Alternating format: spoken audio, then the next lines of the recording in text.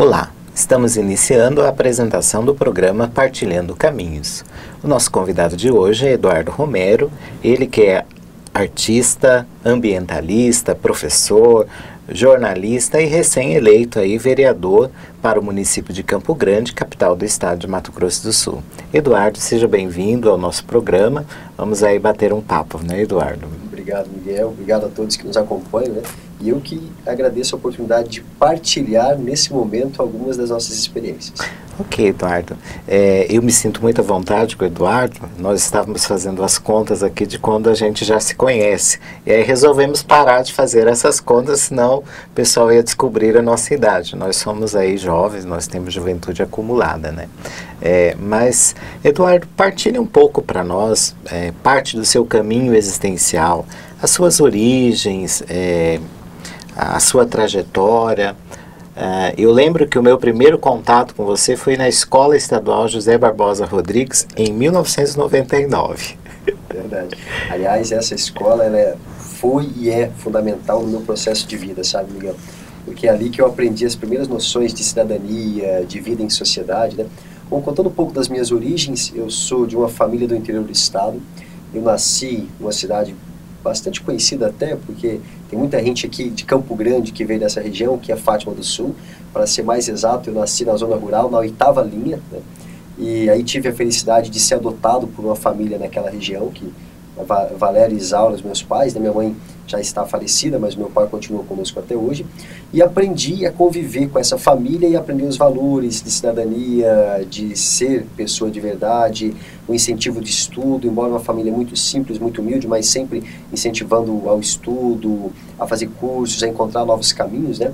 E aí viemos para Campo Grande quando eu tinha 5 anos de idade. Então, desde lá eu moro na região do bairro Universitário, que é próximo à Escola José Barbosa Rodrigues, onde eu estudei a minha vida inteira. Eu estudei em escola pública do prézinho até o último ano do ensino médio, me formei depois em jornalismo, né? E atualmente eu estou cursando o mestrado em comunicação na Universidade Federal, onde também sou professor voluntário, e depois dei aula por um tempo na Escola Barbosa Rodrigues e pude retribuir aquilo que a escola me deu como oportunidade de viver a comunidade, de viver a sociedade e, acima de tudo, de exercer a cidadania.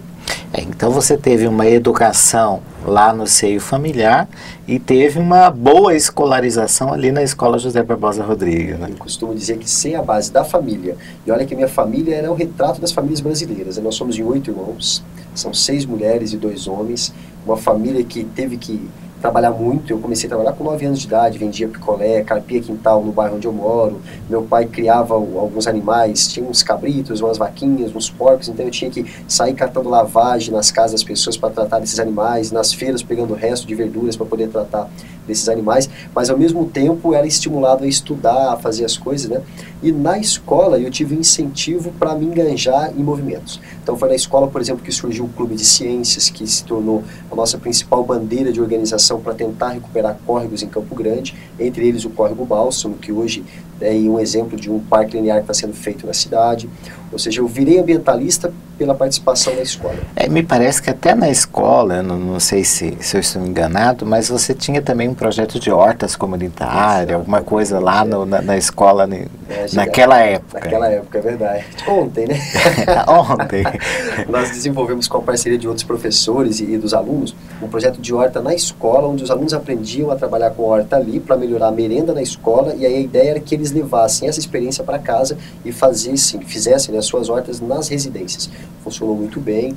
Aprendemos também a trabalhar com conceitos de educação ambiental. A gente foi um dos primeiros bairros na cidade que criou um projeto experimental de coleta seletiva do lixo, onde a gente tinha tambores espalhados pelo bairro para as pessoas depositarem material reciclável, e os próprios catadores recolhiam esse material, né, na comunidade e levavam isso. De certa forma tem um trabalho sendo feito até hoje na região. E a campanha de doação de sangue. A gente fez uma parceria com a Hemosul, fizemos várias campanhas na região estimulando a doação de sangue. E o que é bacana, porque hoje o Hemosul tem um preparo para fazer esse trabalho de doação, né? Tem um ônibus que ele chega em qualquer lugar, conecta a tomada na rede de energia e o ônibus está totalmente pronto para receber os doadores. Naquele período, nós não tínhamos esse ônibus ainda. Então a gente tinha que levar a estrutura, levava as cadeiras, equipamentos do Hemosul numa caminhonete, montava numa sala de aula todo o espaço para receber os doadores, e o trabalho era feito com a comunidade. Foram 12 campanhas realizadas, todas com muitos resultados, até que chegou o ônibus e ele facilitou, ficou mais fácil para desenvolver essas ações. E também foi na escola, Miguel, que a gente teve os primeiros envolvimentos com teatro. Foi lá na escola, através do grupo estudantil de teatro, que surgiu o meu atual grupo profissional de teatro, que é o Cara de Pau. Esse grupo que há 15 anos eu trabalho com arte e educação, tenho ido para outros países como a África e a Argentina, levar essa experiência, percorrido estados no Brasil, levando essa experiência de usar o teatro para falar de educação, de meio ambiente, de cultura, de cidadania, de saúde, né? Então, esse papel da escola enquanto um local de informar e formar foi fundamental, porque se não fosse esse estímulo lá na escola, eu não teria os resultados que eu tenho. Agora é interessante, ouvindo um pouco o seu relato vivencial, a sua trajetória, Eduardo, me parece assim que você, justamente por crescer num ambiente que lhe faltava algumas coisas, isso acabou provocando em você um senso comunitário, um sentimento de pertencimento à realidade, né? Porque você, mesmo precisando de coisas para o Eduardo, você acabou não sendo egoísta, mas sim, na verdade, você cultivou muita alteridade, né, de poder, mesmo com dificuldade no meu mundo, eu vou ao mundo do outro que também tem dificuldade, a partir do outro, eu conquisto algumas coisas, mas eu não quero conquistar sozinho. Me parece que isso eu fui, pelo menos, no relato aí do seu caminho existencial, eu consegui fazer esta leitura, né? Sem sombra de dúvidas, tem um papel muito importante da forma que a família lida com isso, né? Minha mãe sempre foi uma mulher que ela sempre exigiu que a gente soubesse dividir as nossas coisas com os irmãos, né, com os sobrinhos, que a gente sempre convivesse em conjunto mesmo, se respeitando e se ajudando, né? E na comunidade não podia ser diferente, porque eu só posso melhorar alguma coisa para mim enquanto pessoa se quem está à minha volta também está bem. Por exemplo, hoje a gente fala dos problemas de segurança. Não adianta eu ter uma segurança privada, individual, onde quando eu chego na minha fortaleza eu estou protegido, mas o entorno dela não tem o mesmo caminho, o mesmo sentimento. Ou seja, se a gente melhora para todos, todo mundo se beneficia. E é nesse sentimento que a gente tem caminhado. E aí essa vivência numa comunidade, num bairro, com uma família que sempre valorizou isso, para mim acho que foi o fundamental e esse divisor de águas. E acaba te dando condições, aliás, te deu condições, né, para você chegar no momento que você chega hoje, né?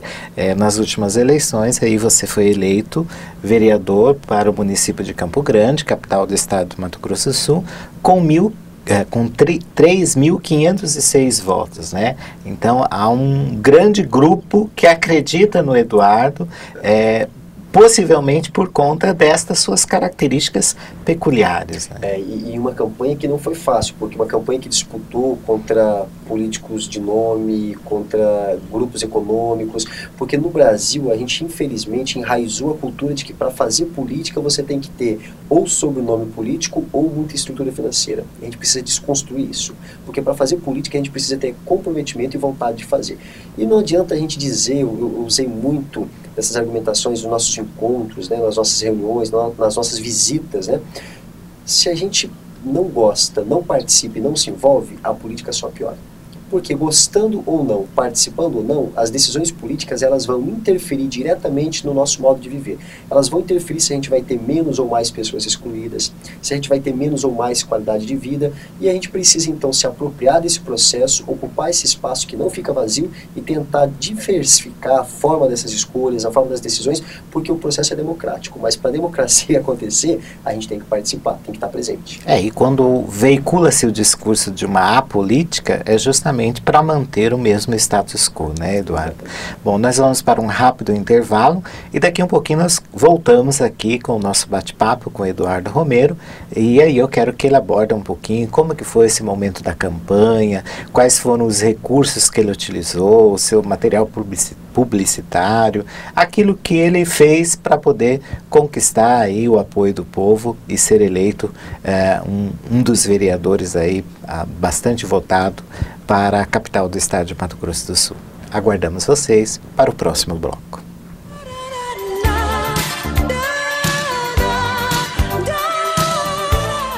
Olá amigos, eu sou o Chitãozinho. Oi gente, aqui é o Chororó. Estamos aqui na OH News, a sua TV na web. Um abraço.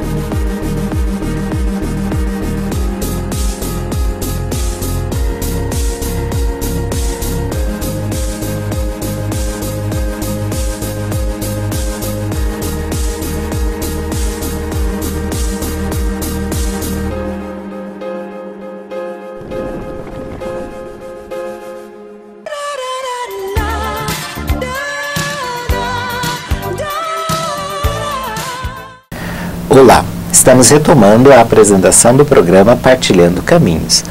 Hoje o nosso convidado especial é Eduardo Romero, ele que foi recém-eleito aí vereador do município de Campo Grande, capital do estado do Mato Grosso do Sul, é artista, jornalista.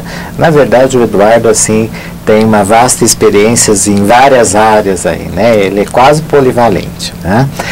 O Eduardo, no intervalo, nós conversávamos um pouquinho aqui, nos bastidores, e eu até concordo com ele, que eu acompanhei um pouco a trajetória do Eduardo.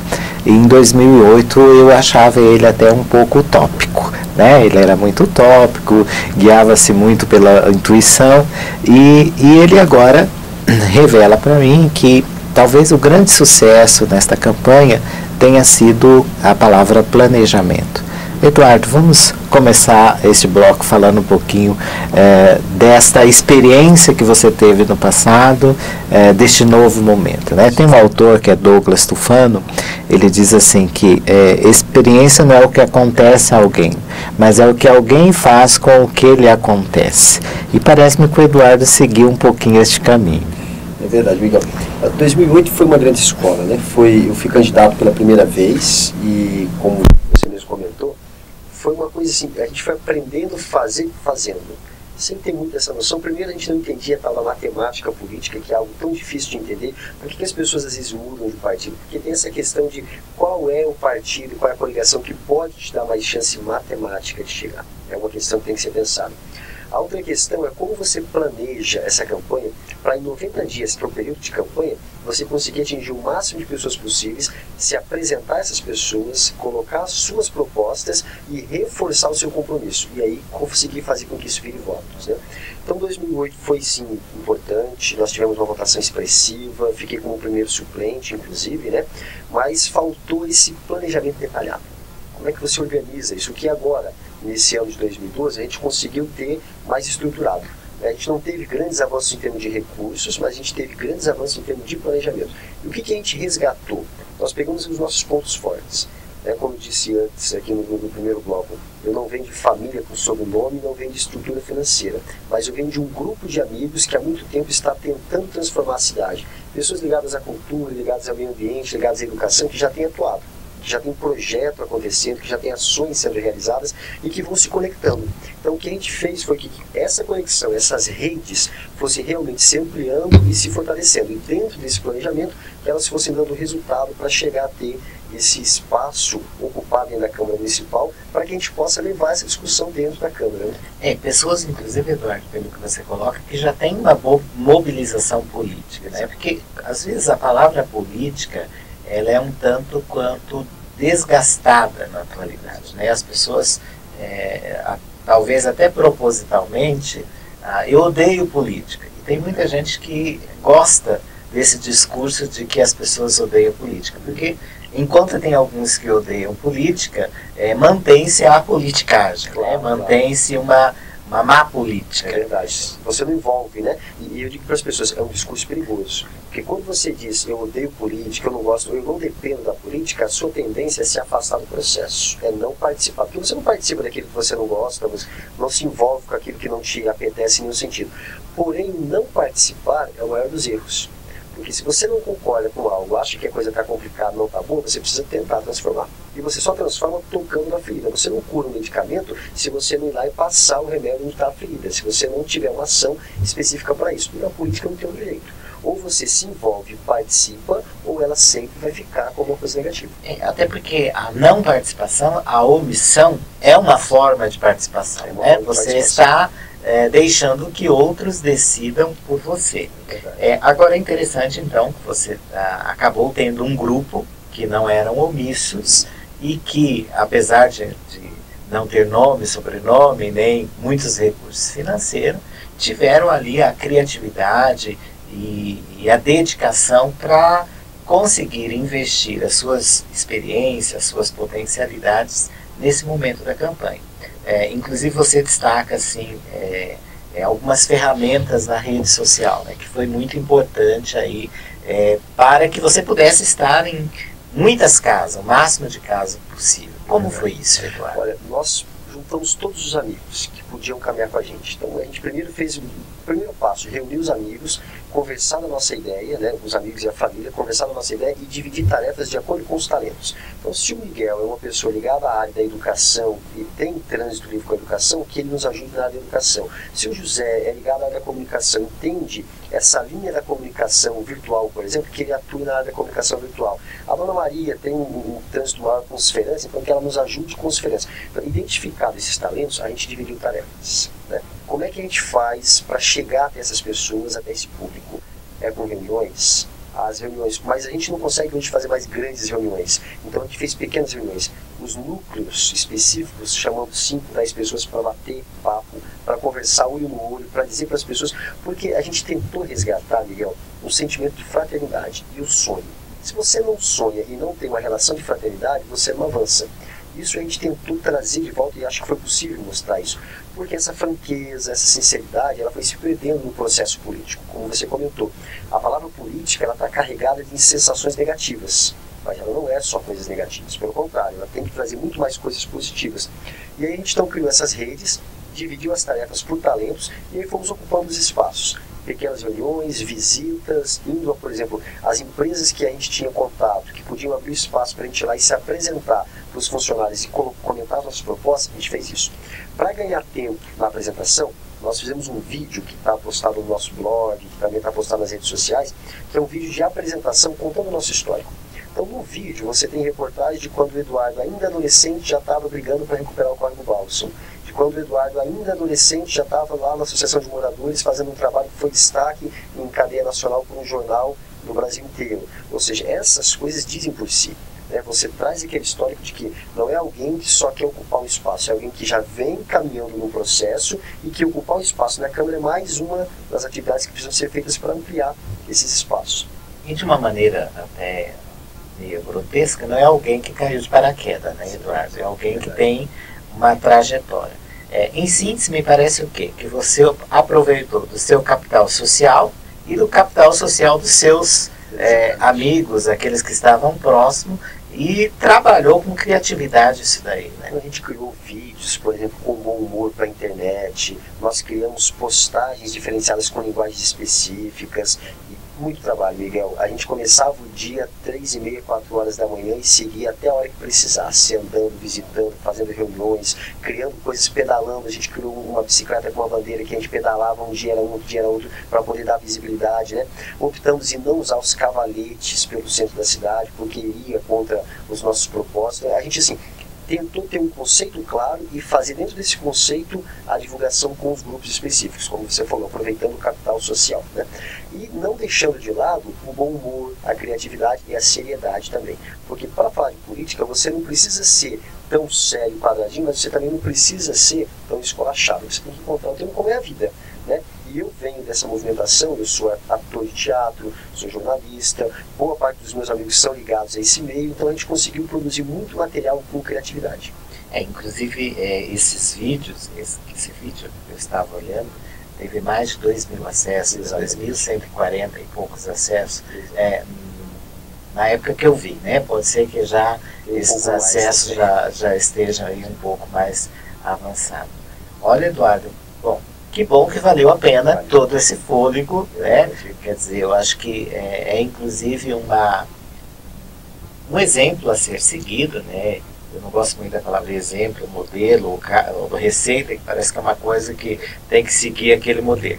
Mas são ideias que outras pessoas em outras cidades, em outros estados, podem também utilizar desses recursos, uma vez que muitas vezes têm boas ideias, querem a mudança, mas não têm condições financeiras, mas pode aproveitar desse seu capital social e transformar o pouco que tem, né?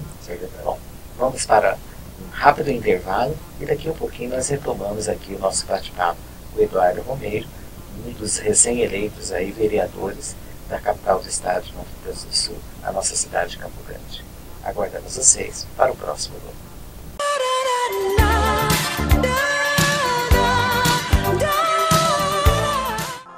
Vamos direto ao ponto. A tecnologia da informação é fundamental para o desenvolvimento da sociedade. Bom, se você respondeu que sim a esta questão, está no caminho certo. Aliás, está na sintonia da ITEL Informática, uma das maiores empresas de prestação de serviço de informática no mercado competitivo do estado de Mato Grosso do Sul, e que há mais de 15 anos oferece serviços e soluções tecnológicas.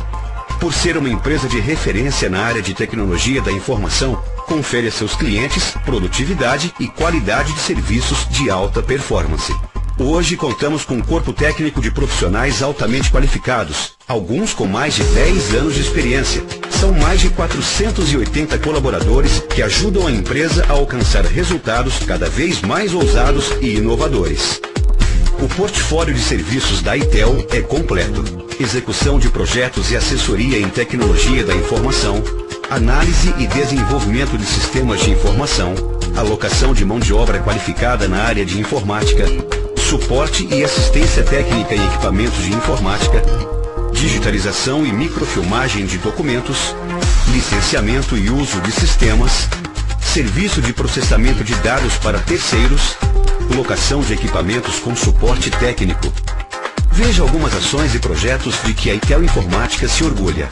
Todos os anos, aquecemos a vida de muitas famílias e entidades de apoio a pessoas carentes em Campo Grande, com a doação de roupas, agasalhos e alimentos por meio da campanha do agasalho.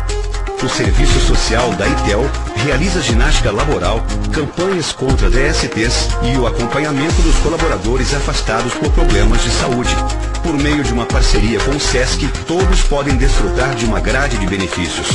Há ainda convênio com farmácia, que oferece descontos especiais em medicamentos. Em 2010, foi criado pela empresa o projeto Acordar, uma iniciativa que visa a distribuição de alimentos, kits higiênicos e também computadores reutilizados destinados à inserção digital de pessoas carentes. Já são mais de 10 profissionais com necessidades especiais empregados. Uma prova de que o esforço profissional só depende da força de vontade de cada indivíduo. Quando o jovem ou adolescente decide conquistar uma posição no mercado, a ITEL Informática não só apoia, como lhe dá oportunidades. Plantar nos colaboradores hábitos saudáveis e que inspirem mudanças imediatas, como o descarte correto de lixo eletrônico, é exemplo de que preservar hoje faz bem amanhã. A ITEL tem mais do que clientes, tem parceiros.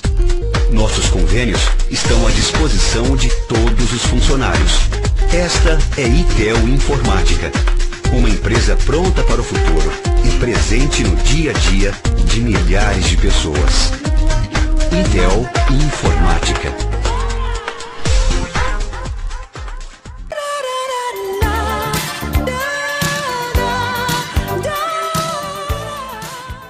Estamos iniciando a apresentação do programa Partilhando Caminhos. Hoje o nosso convidado especial é Eduardo Romero, ele que é recém-eleito aí vereador da cidade de Campo Grande, capital do estado de Mato Grosso do Sul. Eduardo Romero também é jornalista, é professor e tem uma trajetória riquíssima enquanto caminho existencial. Eduardo Romero aí já atuou em várias frentes na escola onde ele concluiu o seu ensino médio, a Escola Estadual José Barbosa Rodrigues. Também já participou do teatro, grupo de teatros Cara de Pau, grupo de jovens ligado à Igreja Católica.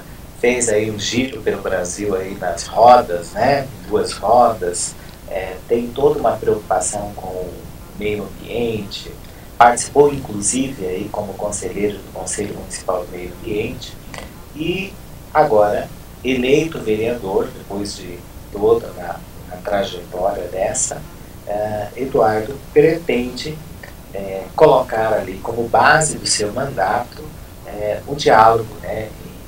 Nesse sentido, ele quer colocar a mediação, humanizando e aproximando os eleitores aí da Câmara Municipal. Me parece que esse é um dos principais lemas aí do seu mandato. Eduardo, como que se dará isso?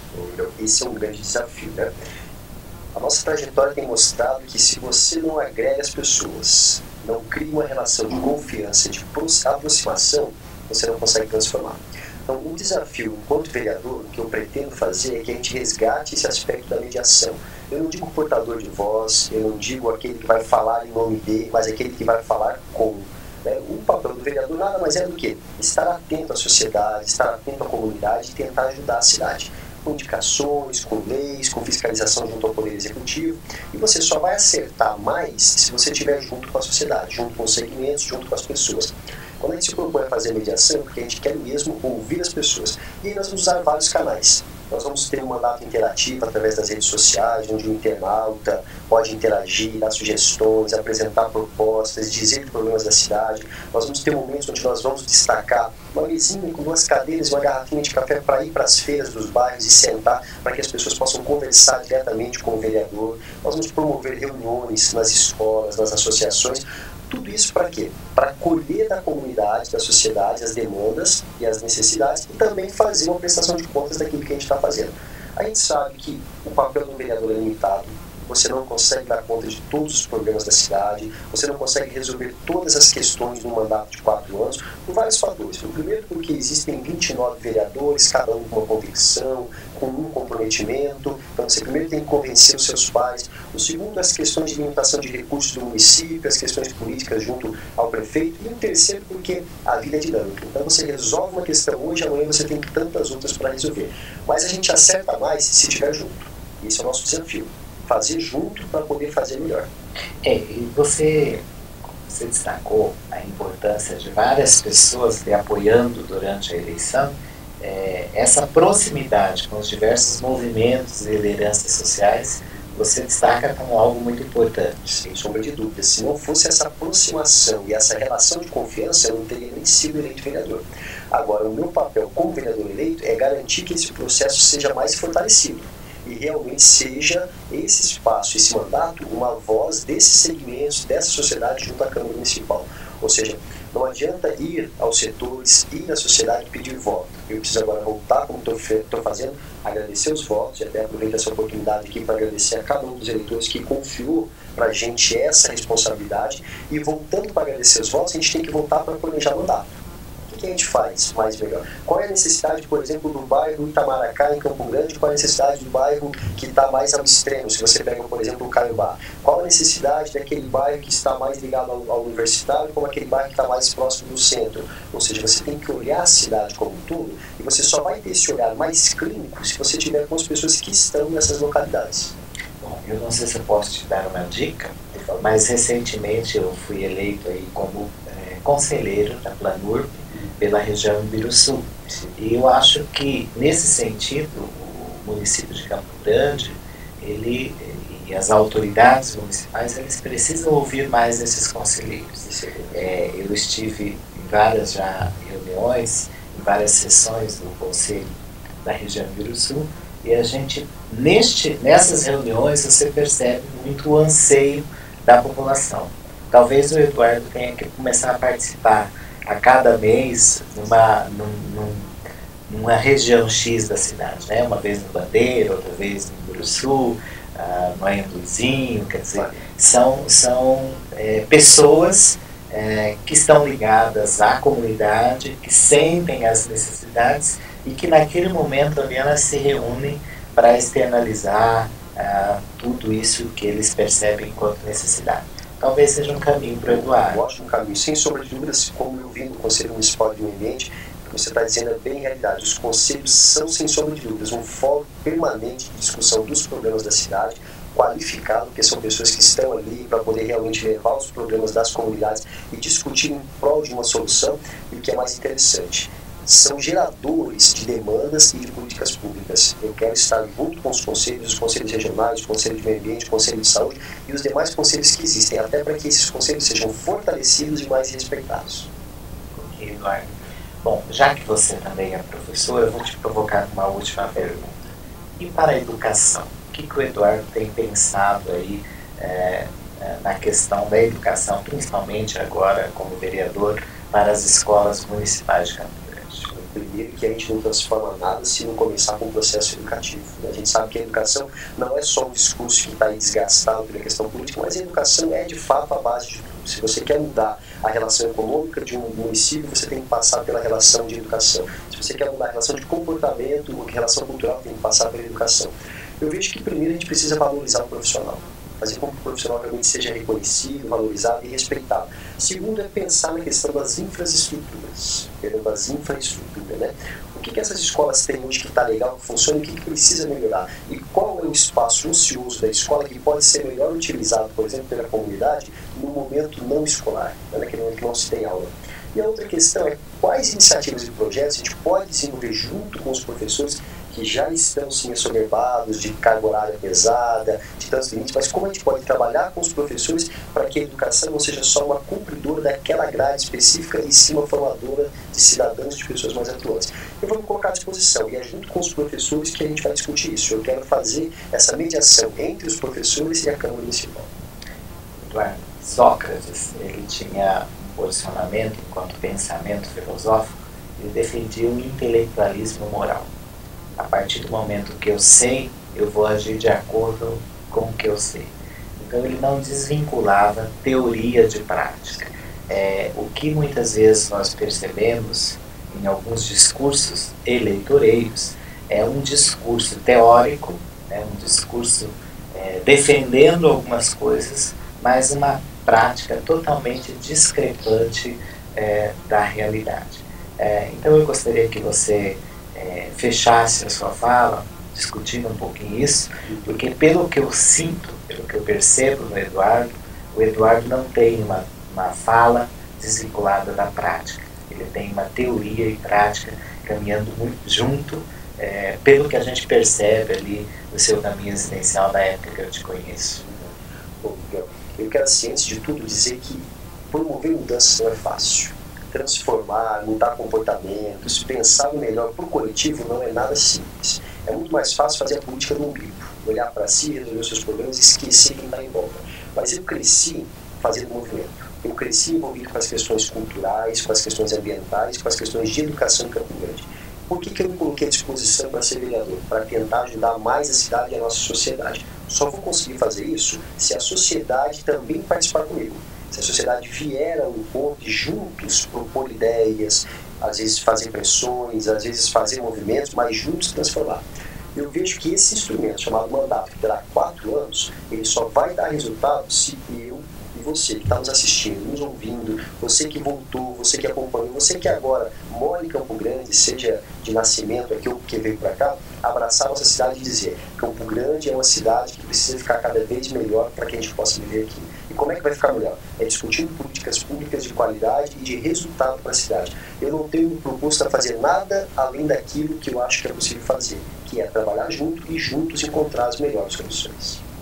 Olha, Eduardo, que bom que você pensa dessa forma. Eu acho que eu desejo sucesso a você, sucesso a esse mandato. Fico muito feliz com essa sua conquista.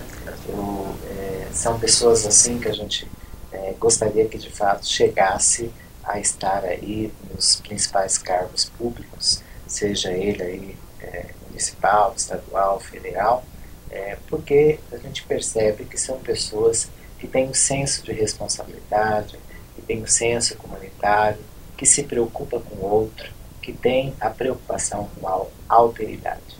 E no seu caso, como eu sei que você tem um credo religioso, eu gostaria de finalizar o programa de hoje destacando um pensamento, que é o pensamento de um autor italiano desconhecido, que ele diz assim: nunca devemos nos cansar de fazer as pequenas coisas por amor a Deus, porque Deus não olha a grandeza das coisas, mas o amor com as quais são feitas.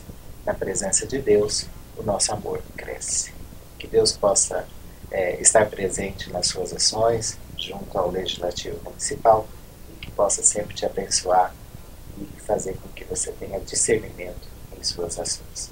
Muito obrigado pela sua presença e nos vemos por aí, porque com certeza Eduardo vai fazer muito sucesso aí no município de Campo Grande. Obrigado a você, Miguel. Gratidão a todos que nos deram um pouco do seu tempo para ouvir esse nosso bate-papo. E lembrando, a gente precisa partilhar todas as coisas do bem. Como o nome do programa já disse, partilhando caminhos. É nessa partilha que a gente pode fazer mais e melhor. Muito obrigado mesmo e eu desejo sempre coisas boas a cada um de nós.